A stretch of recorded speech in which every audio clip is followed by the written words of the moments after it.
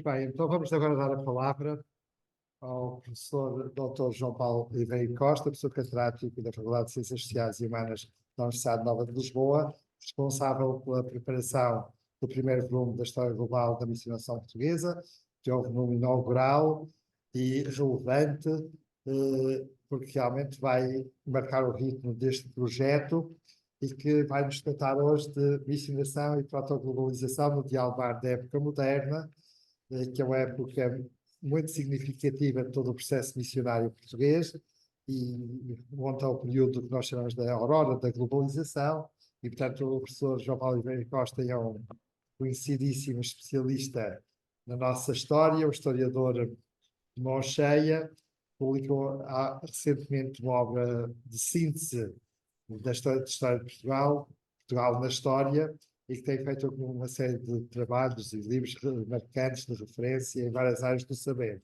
Nomeadamente, gostava de destacar que é um grande conhecedor e especialista nas relações históricas e culturais luso-nipónicas, em concreto a missionação do Japão.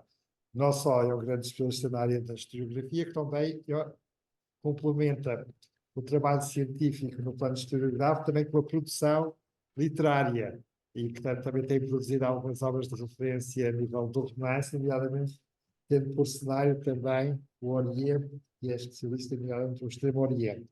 E, portanto, aliás, neste momento certamente é o nosso especialista português que melhor conhece as relações entre o Ocidente e o Oriente, em particular sobre a questão do Japão, de tal modo que o, o Estado japonês concedeu recentemente uma condecoração máxima dada a um estrangeiro, foi a Ordem do Sol Nascente, dada precisamente pelas Ilhas do Sol Nascente.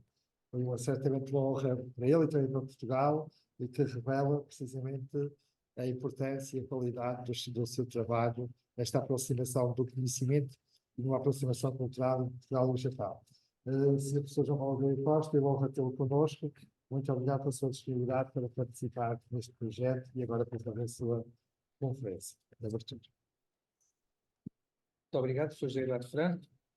Saúdo todos os presentes e colegas desta magna obra, o Sr. Padre de Nascença e todos os que nos acompanham online. Vou aqui pôr o tempo para não estender muito a minha intervenção.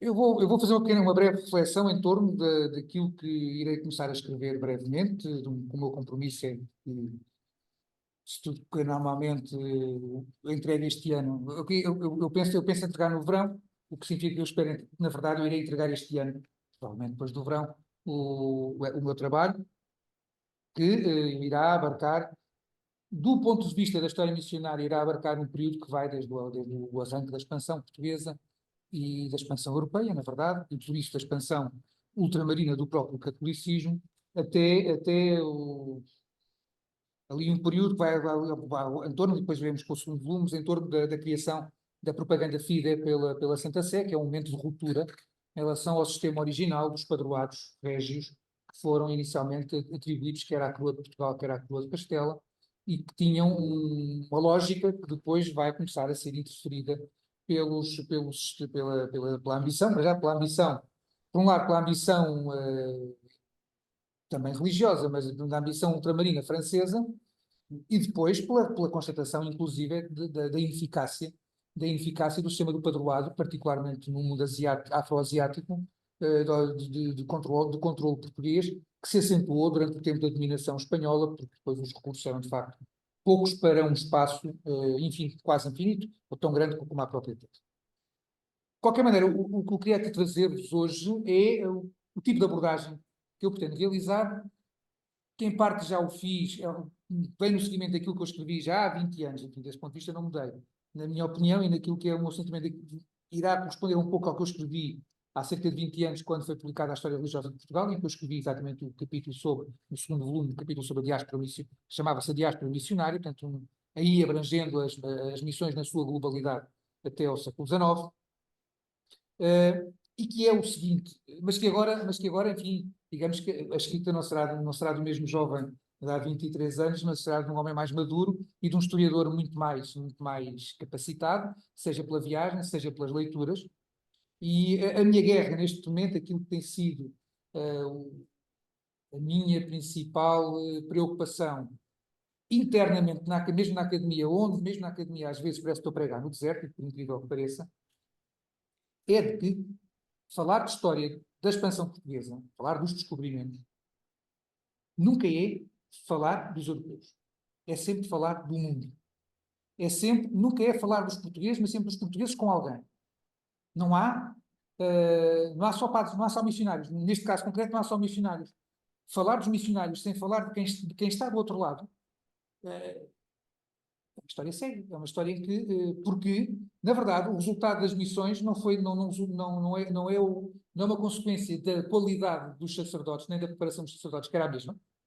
Foram preparados nos mesmos, primeiro nas mesmas escolas, depois nos mesmos seminários, e ainda que, sendo depois de instituições religiosas diferenciadas entre si, e que, portanto, depois tinham os seus carismas particulares, na verdade é que liam todos o mesmo breviário, seguiam todos o mesmo Papa, e, portanto, a uniformidade da Igreja Católica, que é uma das suas riquezas, é também uma das suas desgraças num certo sentido, ou seja, o monolitismo pode ser um problema, sobretudo, quando se está a ter quando a instituição se estende sem que as pessoas que estão no seu centro consigam percepcionar minimamente quais são as diferenças com que os homens da periferia se estão a relacionar.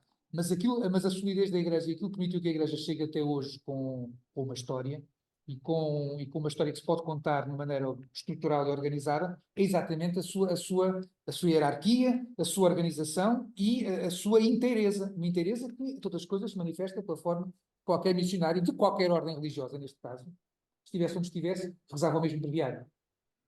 Portanto, isso aí está uma espinha dorsal do que é um missionário desse ponto de vista. Ora, esses missionários que todos rezam pelo mesmo breviário todos os dias, nos casos têm sucessos extraordinários já vamos ver de quê, mas têm sucesso extraordinário, ou seja, a missão frutifica, noutros não têm quase nenhum. E não se pode dizer que era a questão do dom da palavra, porque mesmo assim, alguns sem dom da palavra chegaram aos sítios onde as missões eram frutuosas, e vice-versa. E, portanto, a resposta está nos outros. A resposta está em darmos uma dimensão mundial a este processo. Uma das críticas maiores e mais estúpidas que são feitas hoje aos descobrimentos, as pessoas, já são parênteses, o problema dos descobrimentos é muito simples. Os descobrimentos foram-nos sempre contados pela cronística, pelo discurso da monarquia, pelo discurso dos constitucionalistas monárquicos também, pelo discurso da República e pelo discurso do Estado Novo, sempre um discurso nacionalista, imperialista e depois colonialista. O discurso valorizou sempre os portugueses excessivamente. Todos nós estudámos por um mapa em que aparecia toda a costa africana, por exemplo, marcada, como se o Império Português tivesse dominado todo aquele território, o que é uma mentira. Na costa ocidental africana, no século XVI, havia um entreposto na Mina e um entreposto em Luanda. Está uma faixa, como se tudo aquilo fosse dominado e colonizado, onde não havia um português, onde muita gente nunca viu um português.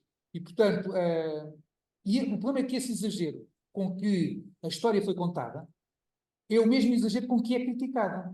E, portanto, estão a trabalhar, os que hoje criticam esse processo, como era contado, estão a criticar a partir de uma narrativa que ela em si era falsa, e, portanto, continuam a trabalhar na mesma falsidade. E continuam a não quererem ver, e uma das coisas mais estúpidas que se diz acerca dos descobrimentos é que falar dos descobrimentos é falar dos europeus, e, portanto, eu acho que, no fundo, é um tico supremacista, é um tico racista, que é a ideia de imaginar que os outros não existem, ou que os outros são tão diminuídos, desprovidos de inteligência, que não perceberam que, quando foram descobertos, que estavam também a descobrir os seus próprios descobridores.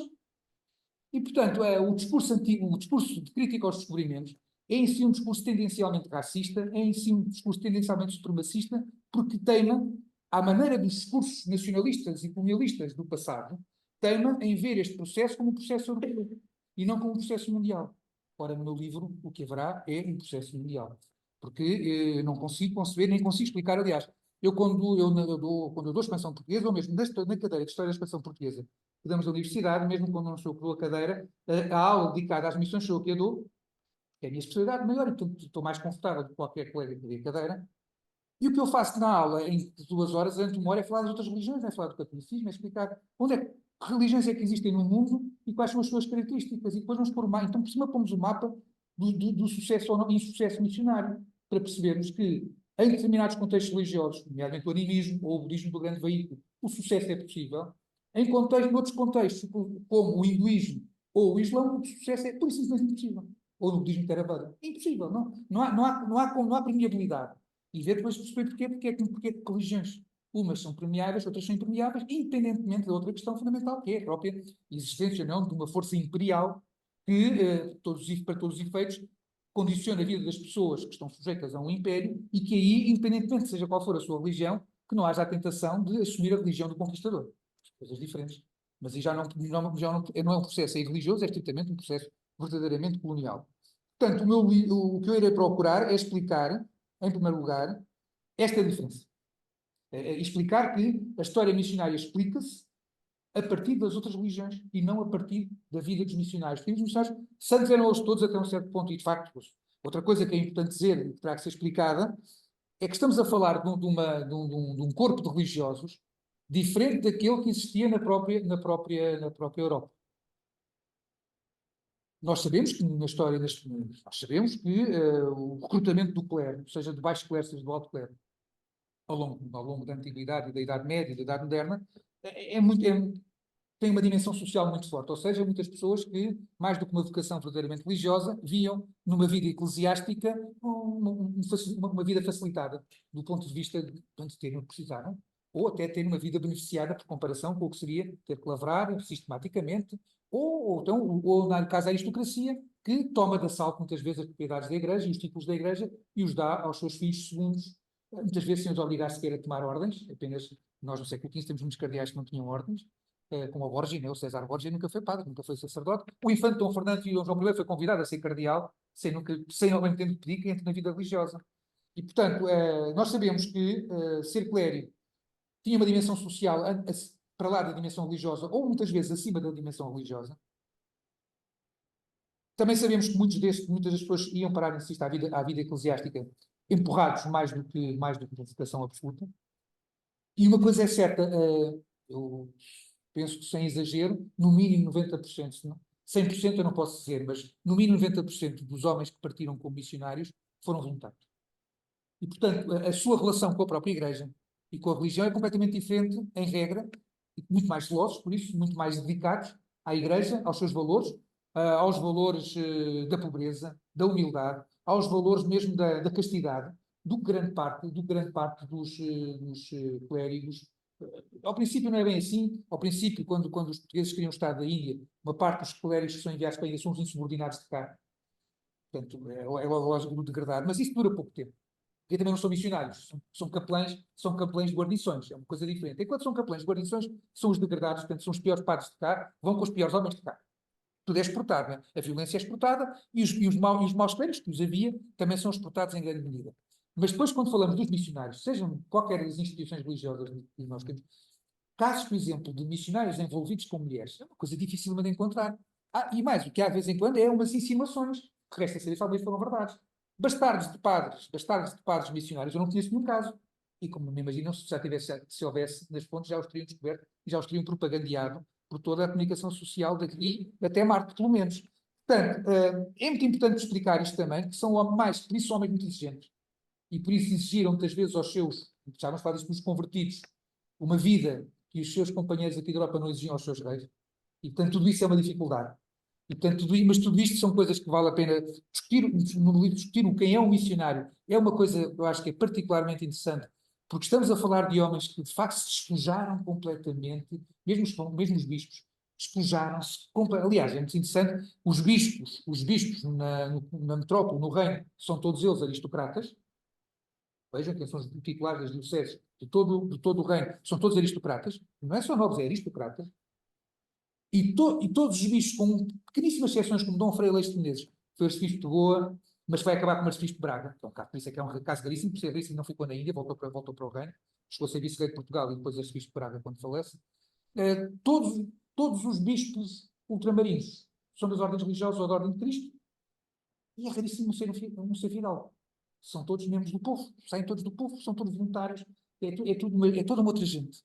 E, portanto, é importante ter presente também que, quando falamos de história missionária, não estamos a falar do mesmo clero que vive na Europa. É mais santo que o clero da Europa? Não, é diferente. Às vezes até tem excesso de santidade. A vontade de morrer mártir é uma coisa, às vezes, um bocado doentia e pouco útil para a Igreja, porque mártir podemos ficar muito edificados, ele terá alcançado o céu, mas desprotegeu a sua gente, mas deixou a sua gente desprotegida. Nem sempre a estratégia do martírio seria a mais inteligente. E isso porque há discussões entre as próprias ordens religiosas, nomeadamente no Japão.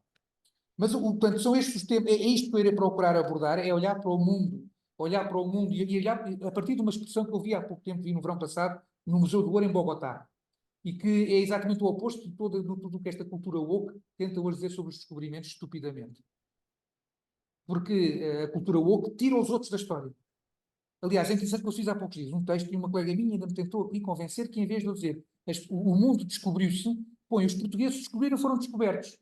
A diferença que a pessoa nem percebeu é, se eu digo o mundo descobriu-se, o sujeito à ação são todas as pessoas do mundo. Quando eu digo os portugueses descobriram e foram descobertos, o sujeito à ação são só os portugueses. Os outros são todos passivos. Mesmo quando descobrem, são os sujeitos passivos. E, portanto, é isto o wokeismo. É isto, literalmente é isto. É fazer dos outros agentes passivos da história e é fazer dos europeus agentes ativos e maus. É isto. Reduzido à sua expressão mínima, é esta distorção absoluta da história que nós enfrentamos nos dias de hoje e que está a passar para os programas, infelizmente, está a passar para os programas do Ministério da Educação. O último tema, e portanto, que eu irei, enfim, combater com tudo o que posso no meu texto, de acordo com aquilo que são, de acordo com aquilo que a documentação me mostra de uma maneira nítida. O último tema que eu irei discutir é o próprio tema mais fundamental. E quando nós falamos de história missionária, o que é o sucesso ou insucesso dos missionários? É uma contabilidade.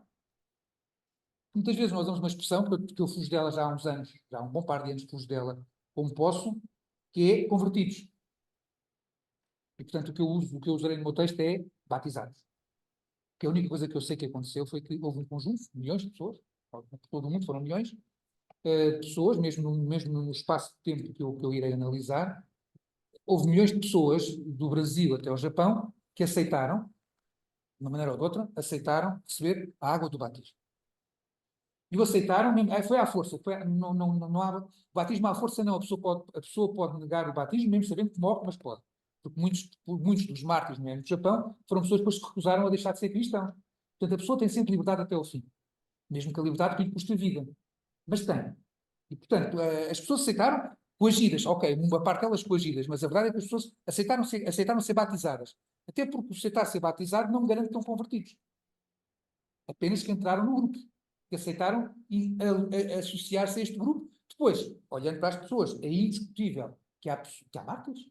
Portanto, se há mártires, há pessoas que tenham pensado o cristianismo, que aderiram ao ponto de dar a vida por essa adesão, e há pessoas que à primeira dúvida constataram. Faz parte do processo. Também aqui na Europa, nem todos dariam a vida por Cristo, seguramente, se fossem confrontados com essa aqui, ou no Mediterrâneo, onde é que fosse. Nós sabemos, por exemplo, há aqui como imaginam, a menor crítica. Nós sabemos que dezenas de milhares, há quem diga milhões, mas dezenas de milhares ou centenas de milhares de cristãos, ao longo dos séculos, foram capturados pelos muçulmanos na zona do Mediterrâneo e foram escravizados no Mediterrâneo. E sabemos que muitos deles tornaram-se muçulmanos, que era muito mais conveniente. Vamos levar isso a mal, não. Mas houve outros que se recusaram e morreram. Portanto, as pessoas foram livres. Nós somos livres até à morte. Depois temos as opções, muito que haja coação, são opções. E, portanto, outros conceitos que eu irei desenvolver no meu livro, acerca da missionação, é que a missionação obtém batizados. Finalmente, já estou a exceder o tempo que eu pensava falar, finalmente, que estes batizados, muitas vezes, trouxeram, logo nos séculos XVI e XVII, e princípio do XVII, trouxeram para a Igreja novas expressões artísticas que traduzem novos sentidos da própria teologia. E o exemplo mais forte para mim que eu vou dar, e vou mostrar, não sei depois quantas gravuras é que me vão dar no livro, mas se deram gravuras ainda melhor ainda, que é uma coisa que me fascina absolutamente, são os Cristos orientais, crucificados no Oriente. E eu tenho nos meus PowerPoints, hoje não trouxe um PowerPoint, mas nos PowerPoints eu tenho marfins, tenho lacas Namban, e a regra é que seja no Japão, seja na China, seja na Índia, eu não conheço, em regra, Cristos na cruz, esculpidos, pintados por asiáticos, batizados ou não, em que a cara do Cristo na cruz esteja a sofrer, como nós tanto aqui sentimos, que é o Senhor das Dores, o Senhor dos Passos. Não é? Nós valorizamos muito, nós católicos particularmente, nós católicos latinos, valorizamos particularmente que Cristo morreu por nós mais do que Cristo ressuscitou. Apesar da fé estar na ressurreição de Cristo, A verdade é que na Semana Santa pomos a ênfase na Sexta-feira Santa e muitas vezes são os passos e todas aquelas procissões aqui em Portugal e em Espanha são procissões sobre o sofrimento do Cristo, todos aqueles penitentes que acompanham o Senhor dos Passos, etc. Pois na Grécia e no mundo helénico já não é assim. Nós temos uma cruz nas igrejas gregas, mesmo na igreja católica, de rito católica de rito grego. Temos uma cruzinha lá no cantinho, mas é o Cristo ressuscitado, que está como imagem que salta à vista de todos os fiéis. E, seja na Índia, e como imaginam, não havia uma rede de WhatsApp ou de outra coisa qualquer em que os artistas japoneses e indianos combinavam uns com os outros. A verdade é que, sem combinarem uns com os outros, todos põem um Cristo sereno na cruz enquanto morre. E essa serenidade da face do Cristo é exatamente a mesma da serenidade da face do Buda no momento da iluminação. E, portanto, são este tipo de contaminações que me fascinam a mim, porque eu acho que é uma contaminação que enriqueceu o cristianismo e que dura hoje. Em várias igrejas, nomeadamente no Japão, que eu conheço melhor, a primeira vez que eu vi uma igreja onde no altar mora Cristo não está a morrer na cruz, mas está a ressuscitar na cruz, foi em Tóquio. Portanto, ainda hoje, uma igreja contemporânea, uma igreja feita, construída em 1999. E, portanto, é também este diálogo que se vê também na América, que se vê também em África, é este diálogo entre uma religião que se afirma, mas que ao mesmo tempo interage e que se enriquece através das religiões pré-existentes, como aconteceu com o cristianismo na Europa, que se enriqueceu com toda a cultura pagã ou animista, como queiramos chamar, dos povos romanos e germânicos, todos indo-europeus. É isso que eu irei abordar no meu livro, que, insisto, se Deus quiser, daqui a um ano já cá estará, já há de estar à disposição das pessoas, se tudo correr bem. Muito obrigado.